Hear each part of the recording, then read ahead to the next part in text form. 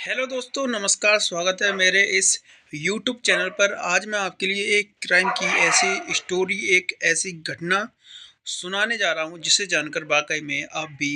हैरान रह जाएंगे। ये जो कहानी है, ये घटना है, वो शुरू होती है एक स्टेशन से। यहाँ पर एक व्यक्ति बैठा होता है और जिसकी लगभग उम्र 50 से 55 के बीच में, और जो समय हो रहा था रात के तकरीबन 8:40।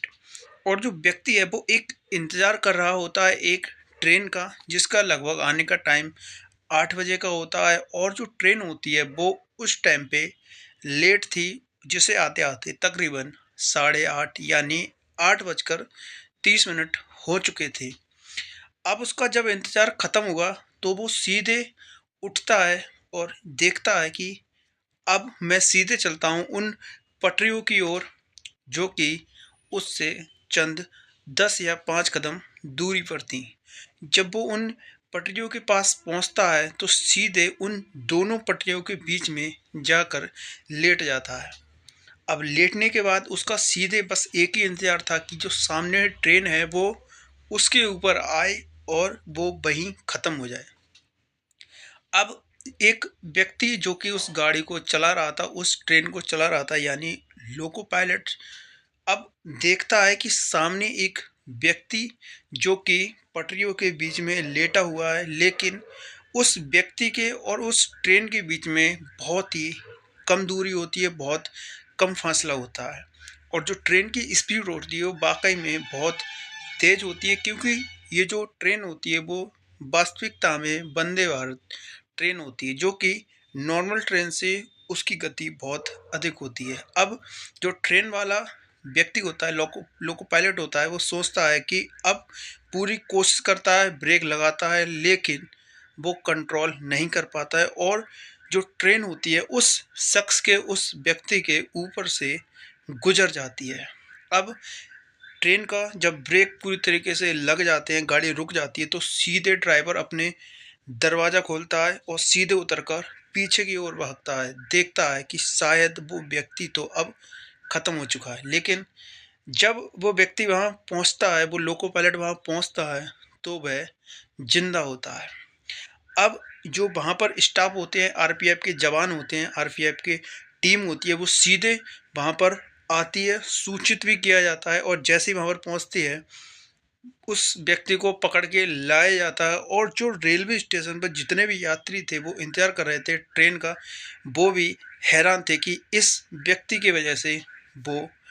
ट्रेन लेट थी। अब उस व्यक्ति को लाया जाता है, उससे तसल्ली से पूरी बातचीत की जाती है। और अब ये जो व्यक्ति, अब ये पूरी जो कहानी है इसकी पीछे की, यानी अपनी आत्महत्या करने की पूरी जब वजह बताता है, जानकर वाकई में उस समय के सारे लोग हैरान रह जाते हैं। दोस्तों, उत्तर प्रदेश में एक जगह है इटावा। इटावा का रहने वाले एक व्यक्ति, जिसकी उम्र 50 से 55 साल, नाम मुकेश वर्मा। अब मुकेश वर्मा की एक फैमिली होती है जिसमें कि उसके टोटल 5 लोग, यानी कि उसकी पत्नी और 3 बच्चे। अब जो मुकेश वर्मा होता है वो ज्वेलरीज का काम करता है, यानी सर्राफे का काम करता है, और वो भी बल्क में सामान उठाता है। अब उसका जो जीवन होता है वो पूरी तरीके से बहुत अच्छा चल रहा था, बहुत बढ़िया चल रहा था। अब जो कहानी है वो इस तरीके से पलटती है, इस तरीके से करवट लेती है, वो जानकर मुकेश वर्मा भी हैरान रह जाता है। तो अब इनकी जो शुरुआत है वो शुरू होती है सन 2003 से, और जब इनकी दूसरी शादी होती है, जो कि पहली शादी इनकी सन 2000 में हो चुकी थी, और सन 2003 में इनकी एक दूसरी शादी होती है रेखा से। चूँकि उनकी एक पहली पत्नी थी जो कि ख़त्म हो चुकी थी कैंसर की वजह से। अब उन्होंने दूसरी शादी की, वो भी परिवार के दबाव में आकर, क्योंकि उनके पास एक बच्ची भी थी। अब बच्ची का पालन पोषण करने के लिए उनके माता पिता जो भी थे, उन्होंने उनको उस शादी के लिए प्रेरित किया कि इसका आगे सही से ध्यान रखा जाए। अब ऐसा ही वो करते हैं, उस लेडीज से शादी करते हैं जिसका नाम रेखा होता है। अब जब रेखा से शादी होती है तो उस समय पर उसकी जो आर्थिक स्थिति होती है वाकई में बहुत बढ़िया होती है और होना भी चाहिए, क्योंकि इसके पीछे की वजह यही थी कि वो एक सर्राफ़े था, एक ज्वेलरीज़ का काम करता था और वो भी थोक में। अब सभी चीज़ें बहुत बढ़िया चल रही थी, आगे उनके 2 और बच्चे होते हैं, यानी कि 1 बच्ची जो पहले से थी, अब 2 बच्चे एक और होते हैं, जिसमें 1 लड़का और 1 लड़की। अब जब समय आगे बढ़ता है, यानी कि 20-21 2020-21 का समय आता है, तो उस समय से लेके ये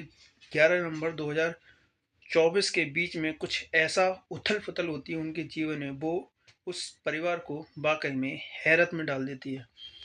अब एक जो उनकी सबसे बड़ी बेटी होती है, जिसका नाम काव्या होता है, वो दिल्ली में डीयू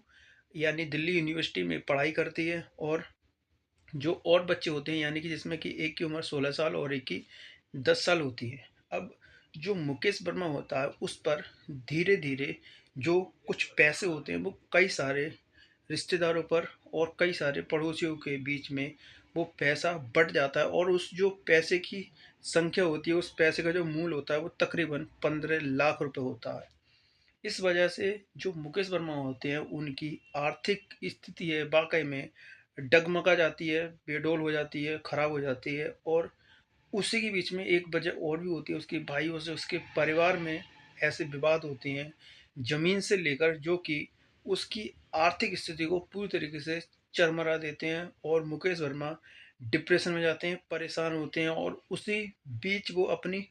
पत्नी से एक बात कहते हैं, एक प्रस्ताव रखते हैं कि क्यों ना अब मुझे अपनी जान ले लेनी चाहिए।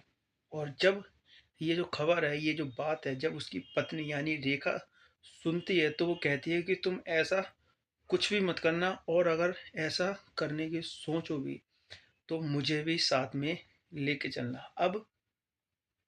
जो रेखा होती है और मुकेश वर्मा होते हैं, वो आपस में सलाह करते हैं कि तुम मेरे साथ में क्या करोगे, मुझे जाने दो, इस जीवन लीला को पूरी तरीके से ख़त्म करने दो, अब मेरी ज़िंदगी में जीने का कोई भी मकसद नहीं बचा है। अब वो प्लान करते हैं, तकरीबन ये जो करवा चौथ था अक्टूबर में 19 तारीख को प्लान करते हैं कि हम अपनी जान ले लें, और प्रयास करते हैं। उसकी पत्नी होती है, वो कहती है कि इस दिन छोड़कर हम आगे ये जो प्लान है अपनी हत्या करने का, अपनी आत्महत्या करने का, तो कहते हैं इसको थोड़ा आगे बढ़ा दो, क्योंकि कोई भी पत्नी हो वो ऐसा नहीं चाहती कि जो करवा चौथ है उस दिन अपने पति को मरते हुए। अब ऐसा ही वो करते हैं, और जो काव्या होती है, वो भी दिल्ली से अपने घर पर आई हुई होती है, जो कि अ, अपने 31 अक्टूबर को होल दिवाली होती है, और उस दिवाली के पर्व होता है, उसके लिए वो अपनी छुट्टी वगैरह लेकर काव्या अपने घर पर आती है, और उस समय पर तकरीबन वो उस घर में ही रुकती है, क्योंकि उसके जो पिता होते हैं, उसकी जो माँ होती है रेखा, वो प्रेशर डालते हैं कि तुम अभी मत जाओ, रुक जाओ। और इसके पीछे की वजह ये थी, उन दोनों ने आपस में ये सुलह कर ली थी कि हम अपने साथ में इन बच्चों का फिर ख़्याल कौन रखेगा? ये परेशान होंगे, इस वजह से हम जो हमारी पूरी फैमिली है, सारे सदस्य हैं, उन सभी को साथ में ख़त्म कर देंगे, यानी कि हमारे जहाँ भी रहेंगे साथ में रहेंगे, यानी कि दूसरे लोक में। उनका ऐसा मानना था, और इसके बाद वो फिर प्लान करते हैं, यानी कि 10 नवंबर 2024 को 10 नवंबर 2024 को शाम के वक़्त वो एक पिज़्ज़ा मँगवाते हैं, और उस पिज़्ज़ा में सारे बच्चे होते हैं, जितने भी लोग होते हैं, उन सारे लोगों को उस पिज़्ज़ा को खिलाते हैं, और जब उस पिज़्ज़ा को खिलाते हैं, तो जो बच्चे होते हैं, वो उनसे कहते हैं कि ये जो इस पिज़्ज़ा का टेस्ट है, वो मतलब नॉर्मल पिज़्ज़ा से बिल्कुल अलग था। तो उसके पिता ने कहा कोई दिक्कत नहीं है, खा लो जैसा भी है, और नहीं अच्छा लग रहा तो कोई बात नहीं है। लेकिन फिर भी पिज़्ज़ा जो बच्चों को आजकल बहुत पसंद भी होते हैं, और उसको खा लेते हैं, लेकिन पूरा नहीं खाते हैं। और अब जो गोलियाँ उन्होंने उसमें मिक्स करी थी, जो गोलियाँ होती हैं वो नींद की गोलियाँ होती हैं, क्योंकि जो रेखा होती है, वो पहले जब कोशिश की थी अपनी आत्महत्या की, तो फांसी का फंदे से भी कोशिश करी थी, लेकिन वो कहती है कि इसमें तकलीफ़ ज़्यादा है, तड़प ज़्यादा है, तो इससे बढ़िया यही रहेगा कि इसमें हम नींद की गोली मिलाकर अपनी एक लंबी नींद पे सो जाएँ, जो कि कभी भी ना उठे। और इसकी नींद की गोली का भी एक कारण ये था, जब मुकेश वर्मा की पहली पत्नी जब ख़त्म हुई थी कैंसर की वजह से, तो उस समय पर उन्होंने, जब वो आखिरी समय पे थी, तो उसको तड़प बहुत ज़्यादा होती थी, बहुत परेशानी होती थी, उसी समय पे मुकेश वर्मा ने उस पत्नी को भी नींद की गोलियाँ देकर उसका जो आखिरी समय था उसको उसने पार किया था, यानी कि उसको एक प्रकार से ख़त्म हुई थी उस समय पे। तो ऐसा ही वो प्लान करते हैं सभी लोग, पूरी फैमिली में सारे लोग जो गोलियाँ खाते हैं, और जो सबसे पहले जान जाती है वो रेखा की ही जाती है। पहले गोलियाँ दी जाती हैं, उसके बाद में सारे बच्चे गोलियाँ खाते हैं। उसके बाद जो मुकेश वर्मा होता है सभी के पास जाता है, दो अलग अलग कमरे होते हैं, पहले में अपनी पत्नी को और दूसरे में दोनों बच्चों को मारते हैं, एक एक करके गला घोटते हैं। पहले तो गोली दे देते हैं, नींद में पहुंच जाते हैं, उसके बाद उनके गले में फांसी का फंदा बनाकर या दुपट्टे से इस तरीके से उन सारे बच्चों को मार देता है। अब वो इंतज़ार करता है, और कम से कम 10 से 12 घंटे जब 11 तारीख आ जाती है तो वो सीधे पहुंचता है रेलवे स्टेशन पर, और रेलवे स्टेशन पर पहुंचने से पहले एक स्टेटस लगाता है, और उस स्टेटस में ये जो 4 तस्वीरें लगाता है, 2 स्टेटस लगाता है जिसमें पहले में 4 तस्वीर, और जो दूसरा स्टेटस होता है उसमें लिखा होता है कि अब ये जो 4 लोग हैं वो अब इस समय मौजूद नहीं है, यानी कि इस दुनिया को छोड़कर जा चुके हैं। अब जितने भी लोग उस स्टेटस को देखते हैं, यानी कि उस रेखा का स्टेटस देखते हैं, उसी पे लगाया जाता है, तो जितने भी पड़ोसी होते हैं वाक़ई वो भी हैरान रह जाते हैं। उसके भाई होते हैं मुकेश वर्मा के, वो भी देख के हैरान रह जाते हैं कि ऐसा कैसे हो सकता है। और जैसे ही उनको ये सूचना मिलती है वैसे ही वो पुलिस को सूचित करते हैं, और उधर जो मुकेश वर्मा होता है वो भी एक स्टाफ में उसका दोस्त होता है, जानने वाला होता है, उसको भी वो एक पत्र लिखकर भेज देता है जो कि डिजिटल नोटपैड पर भेजता है। अब वो सीधे जाता है रेलवे स्टेशन की ओर, और उस समय पर वो कॉल करके पुलिस को खुद सूचित करता है कि ऐसा ऐसा जगह है और उस पर जाओ आप, और वहाँ पर आपके लिए 4 डेड बॉडी मिलेंगी। अब वो उस जगह पर पहुँचते हैं पुलिस वाले, और उससे पहले जो मुकेश वर्मा होता है वो 8 बजे तकरीबन रात के वहाँ पहुँचता है, उस रेलवे स्टेशन पर अपनी जान खुद देने की कोशिश करता है, लेकिन उसने ये कभी नहीं सोचा था कि मैं खुद बच जाऊँगा। दोस्तों, इस तरीके से उस मुकेश वर्मा को पकड़ा जाता है। उधर पुलिस वाले भी पहुंचते हैं उसके घर पर, और जो सारी बॉडीज़ होती हैं, तकरीबन 4 बॉडीज़ होती हैं, उन सारी बॉडीज़ को लाया जाता है। पोस्टमार्टम की जो भी प्रक्रिया होती हैं सारी की जाती हैं, और जो मुकेश वर्मा होता है पहली ही बार में ही सारी चीज़ें क्लियर कर चुका था, जो कि उसने पहले पत्र भी लिखा था, और बाद में सारी चीज़ें खुद उसने कबूल करी थी कि मैंने ही अपने सारे परिवार के सभी लोगों की खुद ही हत्या की थी। दोस्तों, इस तरीके से जो